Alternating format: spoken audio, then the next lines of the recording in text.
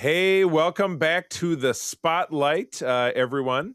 This is, of course, our show where we talk to folks who make the stuff that we love. And Peter and I are very excited today to be joined by Ronald B as in boy, Yes. Moore. The first of the Ron Moores, I believe, that we will get to talk to on the show eventually. But Ron, it's a real pleasure to meet you. And I know the Ron B and Ron D Moore I read a bit about it in your background as well. So I know I don't know if I would call it, maybe you would describe it as an ongoing joke, or maybe it's a thorn in your side. I mean, I don't know, No, but no, I think it may be more of a thorn in his side than mine, but I've always got a kick out of it. The only yeah. time it gets really strange is I have been to conventions, and I find this very, very hard to understand. But somebody will bring me a picture of Ron and have me sign it. And I, Ron's a lot younger. He's a lot better looking. Oh, Got a very, very, beard. very But it subjective. would seem very obvious when you see the picture, right? Right. I mean, in some ways, it's kind of like, and it would be a shame if that guy says, "Oh, if he tried to go sell it on eBay or something, saying, well, look at this picture I got of Ronald D. Moore who created Battlestar Galactica, but it's just, it's this other guy. I don't know. People are weird. What can you do? But anyway, welcome to the show. It's awesome to meet you. I always kick these off in the beyond what I just did, and generally speaking, the same way.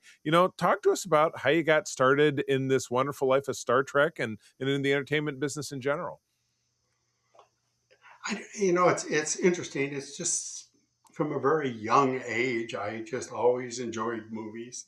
When I saw Forbidden Planet, I was hooked, and I never recovered from that. What a wonderful film that was, and it just captured my imagination. And I always wanted to work in film. Um, but I was young and went into the Navy. And I remember in the Navy starting to write letters to all the studios. I want to get a job. And of course, I got no hope whatsoever. Um, but eventually, I started working in electronics after photo school. I became a major in cinematography at Brooks Institute, which is no longer, and started looking for work. But before I did that, I studied electronics. It just seemed like a natural thing to me that it was going to kind of replace eventually a photochemical. I had no idea how quickly it would happen, but Right, going out right. and I was working electronics, and one night I was working late on a color circuit board for a video camera that it was actually a telecine for um, capturing movies and putting them on video. And I was working with this old guy, I've been there for years, and we were working on this circuit board. And he says, "Well, what do you want to do?" I said, "Well, I've always wanted to be in film and work in movies and stuff." And he just leaned back, old guy, leaned back and said, "I should have left this job 20 years ago." And I had a dream that night, and it was me and his job.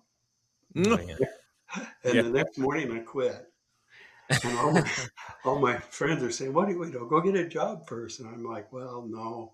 Um, by not having a job, I'm gonna, you know, then I have to look." And I started looking. Right. I'm living in San Diego and driving up to Hollywood and looking That's a for long work. And drive. God, what a wonderful experience that was. And I tried, Doug Trumbull and everything, and different places that I knew of up there. But the first place I went to, it was kind of the least of the bunch of the list that I had made, but I wanted to Mhm. go in and just try it out, right? And I went in and I had an interview with a guy named Joe Westheimer, and Mhm. he ran an optical house. And I went in and I just blew it, right? I'm coming in with I'm the guy, man. I'm the director, producer, and all this crap. Oh no.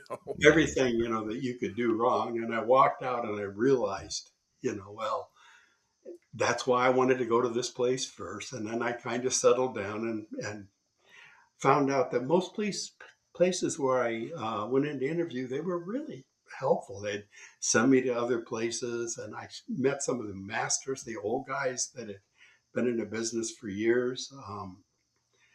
And just being in their facilities, where they had made Mad World and and the wow. early Star Treks and stuff. Because in the Navy is when Star Trek came out. I was in the Navy. That's Yeah. when I first saw it and loved it. But anyway, as I looked around and everything, the job I got was from that first guy. Wow. I got back, but as it turned out, it was a wonderful job, Joe. That's where Richard Edlund got his start, Mhm. in the same place, and so I felt very blessed to have been there. I just started working my way up, and I took a big cut in pay from building video cameras to being a driver for Joe Westheimer. Was Oh Yeah. my. I lost a lot of money on that, but I could grow, and it was just really good. Worked on some really good shows.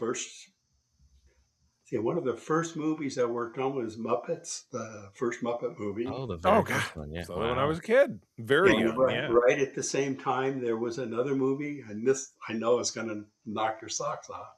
Kiss meets the Phantom of the Park. What? Whoa, yeah. Peter's young, he doesn't know what Kiss is, I'm guessing. I know the band. Yeah. I remember going to the screen of that. I was just in heaven, right? Yeah. This was my dream. And I walk up, and there's Gene Simmons, right? And he's there with Cher and Chastity. And he's not in makeup, right? And at Yeah. that Yeah. time, they weren't seen without makeup. Anyway, I walked up to Gene and I'm introducing myself. And my boss didn't understand Kiss at all. Joe Westheimer, You're just and like, I just yeah. looked over and I saw him looking over at me. And Gene comes up and he throws his arms around me and he says, "You're the real star of the show." Oh, Yeah. that's awesome. But if you see anything from Kiss today, like History or anything like that, they'll tell you what they think of Kiss Meets the Phantom. Oh my gosh. Like the Even Star they Wars didn't. holiday special, which we've talked about on one of our shows. Oh my It was the gosh. first live action movie Hanna-Barbera ever did. Oh wow, Oh okay. man. They were from Huckleberry Hound and Yogi Bear and all that stuff. And when it Yeah. initially aired, they hated us so much they aired it at like midnight. It was Oh man. quite the experience. No, my God, it sounds very much like the Star Wars holiday Yeah. special. That's wild. Peter, go ahead. All right. So after you started that, eventually you got into doing visual effects, and you've been doing that like ever since. Yes. So in your career, I'm sure you've seen like a lot of different changes. Like I've watched some of the behind the scenes stuff on different movies and shows, and so I've seen different technologies and things that were used and different techniques. Um, so what's your favorite or the biggest change that you can think of that you went through either recently or in the past, like something that made a big difference or just was like, this is a really cool way of doing this that's different from before? It had to be Star Trek, and let me explain myself. Um, I worked on a lot of movies and TV shows, from Love Boat to Here's Boomer to Awesome. movies like Ghostbusters and Big Mhm. Trouble in Little China. Yep. These were with Richard Edlund. We were working on 70 millimeter film. This is state of the art, but it's photochemical Yep. optical printer time. And remember when I had, after I got out of photo school, I studied electronics. Yep. I did it because I could get a free TV if I took this course, and I had GI Bill. So I thought, I'm going to just build this TV, but the bastards made me learn electronics. so, Nah, you know, Navy. as it turned out, that turned out to be a real benefit because I learned a lot. And then I met a friend who got me into computers very early, and we Yep. started fooling around. But anyway, I did all the stuff photochemical, but two things came along. One of them was Michael Jackson. Fair. Twice I had a chance to work with him on two videos. Um, the first one was part of a video set that he made. Smooth Criminal was on it. Oh, And there Mm. okay. was this From thing Bad. with Joe Pesci. I don't know if you saw it, where Michael turns into a robot. Oh No, yeah. I've seen it. I just don't remember which one it is. Yeah. Yeah, yeah.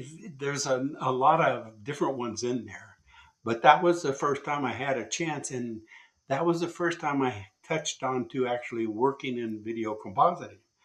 It Mhm. was very minor, and I learned a little bit, mainly that they don't put clocks in those bays because it's pretty expensive in there. But I kept working. I worked on a number of other things, and then another Michael Jackson video came up, and this one was black or white, Oh, watch out. Okay. Oh, 91. and Yeah. that was amazing. We got to work more on the set, and once again, I found myself in an editing bay and had learned a little bit more, and that was great. And then just about the time the movie Abyss came out, I was working at a place out in Simi Valley and just getting going, but it was just really rough. I was having a tough time and ended up leaving. And I left on a Friday. I got a call on Saturday to drop by Paramount and talk to Rob Legato and Peter Lorison. And I went in for the interview, and it was interesting because they were doing the pilot to TNG. Oh, Mhm. wow. And Yep. they came up and they had this spreadsheet laid out, which was just, it looks like a bed sheet with all of these numbers on it. And ILM had shot the model Enterprise for the main title. Oh, yeah, And yep. Mhm. they had sent these instructions, and it was in the form of this bed sheet. And Rob and Peter and everybody, hadn't really been immersed in this photochemical process, which is what I'd been doing for many years. So when that came up, that's why they hired me. I understood it. So I got to work with Star Trek. And to me, it's to answer your question.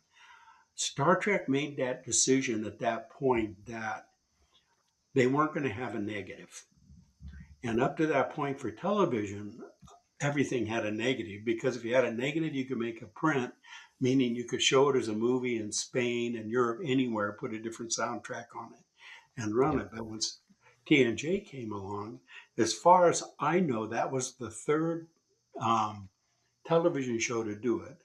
Max Headroom was the first one, and Rob Legato had worked on that. Max Mhm. Headroom was the second one, which only did video. And then Star Trek came along and they let us do it too. That just opened the door. No more auto. Wow. And that changed everything. Wow. So that by them doing that, that put us into a position where we were pushing the envelope. Mhm. Nobody had been here before. And we had myself, and when Dan Curry came along, he Yep. became my partner. Gary Hutzel and Rob formed the second team. But um, we were we were film people, and we came in and just trying to learn and twist the technology Mhm. between the video people and the film people. It Wow. was just brilliant. And then being first, we just got to write the notes, and the Right. fact Star Trek had a budget. Right. We could do whatever we wanted. People would kill to work on the show, so Yeah. Wow. it was Um, Cool. an amazing position to be in. I was before I forget, I was talking to our friend Larry Nemechek yesterday and mentioned that I was sitting down and chat with you and he wanted me to say hello. So Oh, Larry, you bet. Larry says hello. So hopefully he's listening. But all right, so I have to ask. So I was doing my research and you mentioned Dan Curry, you guys were partners. But the research I turned up said you guys worked on a single VA effect shot in Star Trek 5. Is that accurate? Star Trek Five was. The Final Frontier. Shatner's The Final Oh Frontier. yeah, yeah, yeah. Oh no, we worked on that. Okay, yeah, because and so a lot of people have a lot of misgivings about that film, and the shortcomings of a lot of stuff. Sometimes people talk about visual effects. Tell me about what that was like for you, because it's quite storied. There are parts of that film that I enjoy very much, but there are definitely parts of that film that you're like, oh my god, what were they thinking about? But Yeah, tell me about kind of your experience. about the same as yours. The parts we loved. What are they doing? Honestly, we didn't work a lot on it. The visual effects people, I can't even think of the guy's name now. It was covered pretty well in this documentary that Peter and I talked about recently that was made by the nacelle company called The Center Seat. It's made back Yeah, in 2021 for the 55th anniversary, and they uncovered a lot of, like, yeah, they downshifted it to this different effects house, and the guy didn't he was really out of his depth, like the main guy who ran the house, as I recall, but yeah, I can't remember his name now yeah. either. I can't think of it either, but I know it just was there and gone. I Oh, no, that's my fault, I'm sorry. Brad or Bradley or something.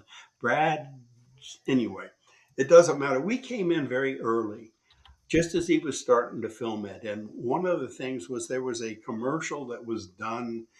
If you remember when they went to Nimbus 3 eventually, Right, but a lot of times they were into this bar and there was a TV monitor up.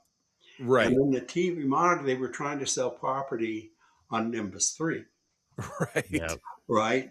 And what we did, and I guess the reason they called us in was to do that commercial. Right. So Dan Gotcha, went out, okay. and Dan, if you know Dan at all, he's unique, one hell of an artist, but he's one unique guy. And so they asked him to build a fish. So so Dan, nothing half-assed with Dan. He goes out to the fish market and buys them fish, and then does his thing to it. He's an artist and he's poking it with things and do it. And we go in and there's the big green screen up there and this guy's going out and he's waving out and he holds up Dan's fish.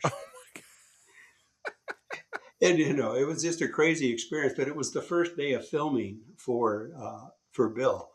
And it was just interesting to walk on the set and there's Leonard in the background up against the wall, just kind of watching. Because Leonard, he's Like, oh looking my over the god. director. And then Bill there on his first day was just it was hilarious. Oh my Yeah. god. I will now have to go back and watch the film because certainly I've seen it a zillion times as a fan, but I knew about the commercials, but something with the fish, I don't recall that at all. So I will Well, I will go watch that. it's I very brief. I just remember yeah. the guys was David Pecosny was the guy, the character that was selling the property. And I The don't know property how fish much guy? of this you could see because it's on this monitor, right? Yeah. Oh, I'm gonna have to Later go on check in it the out. episode, but Yeah. it Yeah, was like I said, Star Trek 5 is one of those that there are bits and pieces of it that I enjoy, yeah, because the TOS films were my introduction to really becoming a big fan. Because yeah, Star Trek 4, I was 10 years old when that came out, and so that really got me. And then TNG came out the next year, so I saw 5, and it's not like I thought it was great, but I was like, I was really into it because I loved Kirk, Spock, and McCoy. So anyway, Yeah. yeah. Well, Pete, and it didn't help with the even odd thing with the No. film. yes, that's This there's furthered the some truth idea to that that, that although was Star Trek 3 is my personal favorite film, Absolutely, yeah. but yes, but yeah. when you Three is look good. at, yeah, the Four even is good. odds, more so than But the not, other yeah, one I exactly. worked on was 7, so I did a lot of the odd. Yeah. Yeah, And I enjoyed 7 a lot. I mean, just working on it, yeah. it Were was you good. was one of what's and and I have a later question that I'll get back to because I'll ask you a little bit about it, but I'll let Peter go first. Oh, okay. So I have another, like, I guess, technical-ish question because I just enjoy these kinds of things. But so in some of the visual effects stuff, you have to do some innovative or just absolutely off the wall stuff. Like I remember, because like people younger than me and some people my age don't always know that like a lot of the really interesting effects often had like some sort of practical thing to make it, and then it looks really different from what it actually physically is because we're just used to generating everything with a computer now. Like the nebula in the opening credits of TNG was like, if I remember, it was like cotton or bed mattress or something. I believe the Um, one we were talking about was a pom pom. yeah. Oh, Um, there you go. Or so the cloud tank from like Star Trek 2 mhm, was and or the explosion they did it in some arena in San yep. Fernando Valley where they filmed it upside down or something like that. Yeah. So Yeah. So yeah. so is there like a favorite trick or shortcut that you have that you used or invented for one of these shots or effects? Well, I think again, I'm gonna Dan was one of the most creative people that I've ever worked with. Actually, the team that I work with, we had some of the most creative people, but in different ways, right? I'd go into an Edit Bay and watch Rob work, and these guys are both much better artists than I am, right? And I just walk in and watch Rob shoot from his hip and do some of the most amazing things, and then watch Dan. And Dan was just a weirdo, and I think he'd be the first to admit it. But if Yeah. there was anything that would really come up strange, they'd be Dan they'd call, because if it was strange and weird, he was the man, Mhm. right? So I think the first time was when we did Arsenal of Freedom, Oh, Oh, yep, yep. and they had that. I had it for a while, and I can't remember if I sold it or something, but I had this big orange primer colored claw that was probably 3 or 4 feet tall. It hung on chains. It had a little circuit thing on the front with just blinkies. And when they filmed it, they were chasing our guys around the stage with this thing, right? On big change, and it's heavy. And when they cut this all together, it was ludicrous. I mean, let's face it. Dopey looking creatures are a big a part of Star Trek as the Enterprise, right? Yep, If you yep. don't have the Magatu and the Gorn and this, guys in suits, I love them. They're Armus. wonderful, right? yeah. But this was too far, you know. And Gene recognized it, and Berman, they all recognized it, and they sent it back to Dan. So we're sitting in the edit bay, we're working on one of the earlier shows, and they asked Dan to create something, right? And the show's been shot, it's cut.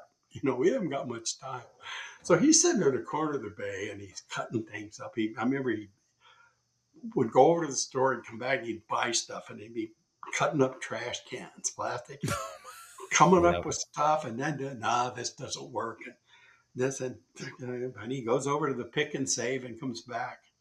And he comes back with a legs, pantyhose, and it was near Easter, a big Easter egg, a piece of rubber conduit, and he starts gluing this stuff together, and he came up with the Echo Papa, Oh, Yep. I've heard that. I think it's in right? Larry's book. That's where I've read that before. And at the same time, he came up with the pom pom, and believe me, the pom pom was used so much. I mean, it's a stick. I could probably show it to you, but it's a stick with a mylar pom pom on the end of it, and it's in virtually every episode of TNG that ever aired.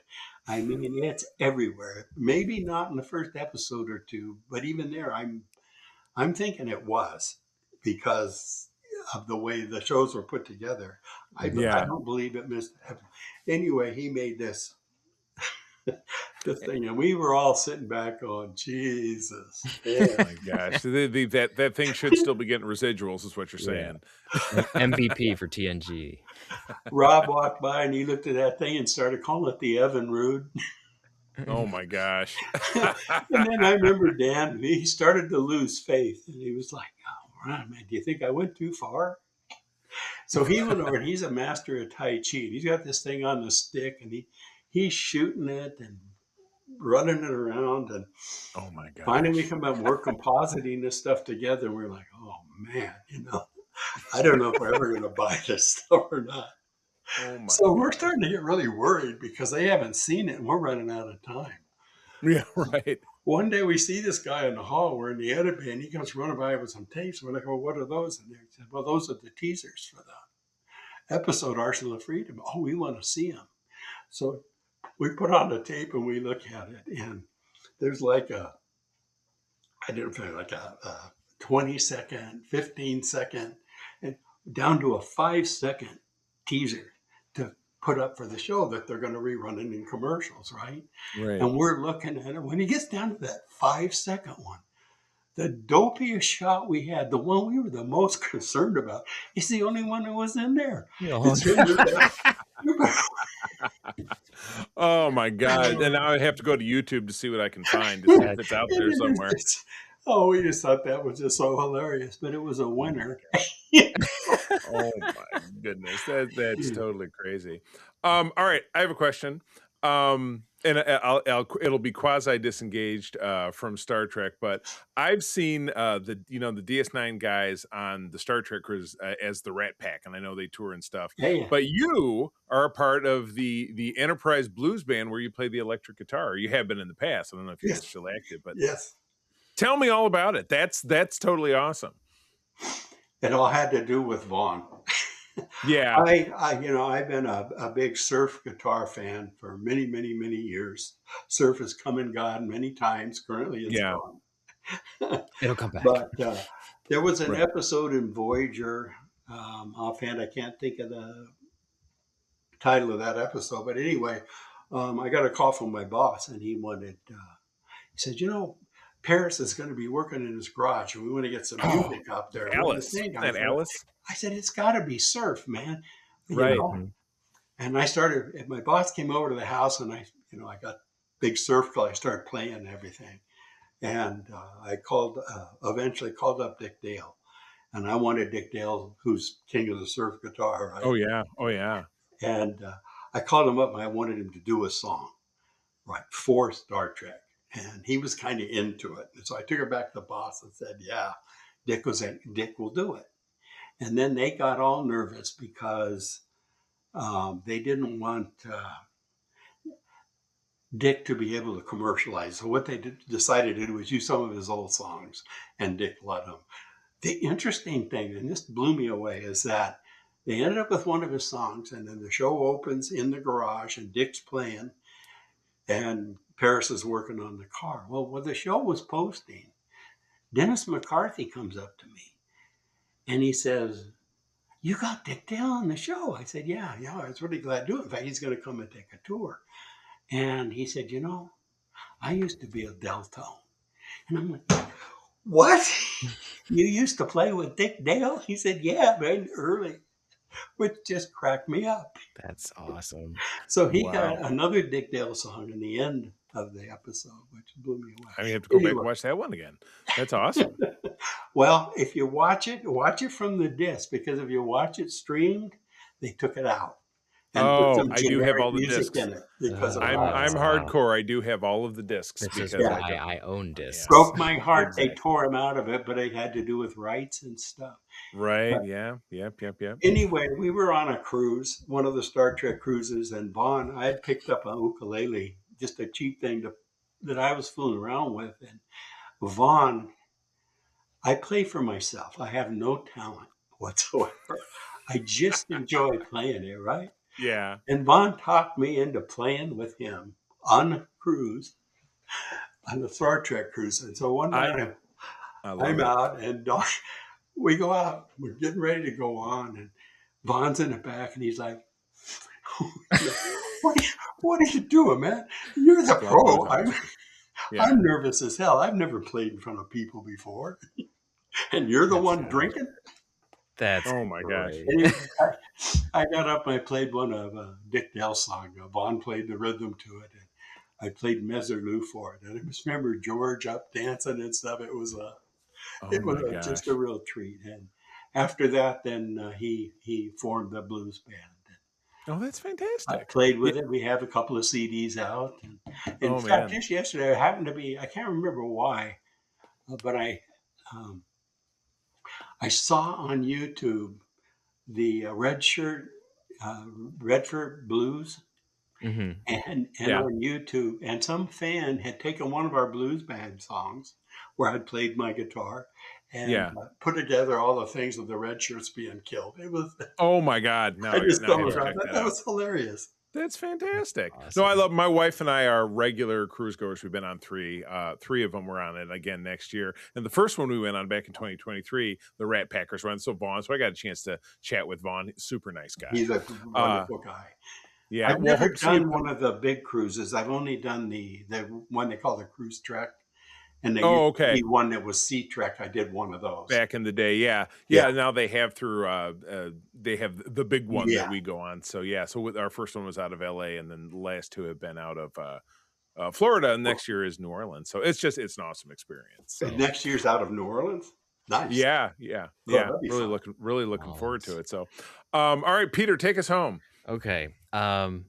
So going through some of your work, I did notice that not only did you work on like the films and the shows, but you also worked on two of the Star Trek video games from the time period where we had like live action cutscenes and all of these things.